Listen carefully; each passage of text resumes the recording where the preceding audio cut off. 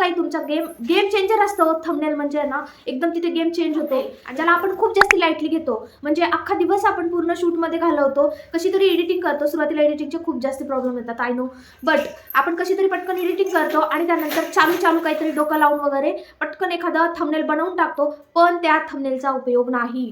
तुम्ही यूट्यूबवरती असं एक फीचर आहे की तुम्ही एका व्हिडिओसाठी 2 ते 3 थंबनेल अप्लाय करू शकता. त्यातला कोणतं चांगलं आहे हे यूट्यूब तुम्हाला सांगेल, तर ते तुम्ही फॉलो करू शकता. पहिल्यांदा डोकं लावून तुम्हाला थंबनेल बनवायचं आहे.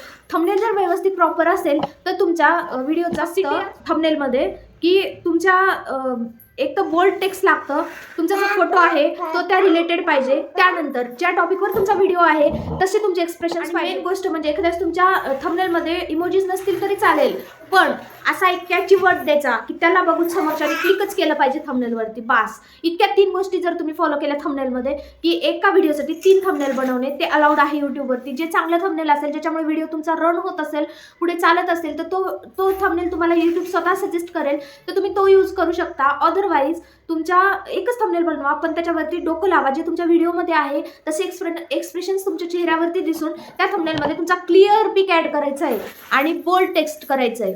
तेव्हाच तुमच्याकडे ऑडियन्स जो आहे समोरचा तो अट्रॅक्ट होणार. आपण पण बघा, स्क्रोल करताना आपल्याला जर एखाद्याचं थंबनेल आवडलं तरच आपण त्याला लाईक करतो, लगेचच ओपन करून बघतो व्हिडिओ थंबनेलवरून.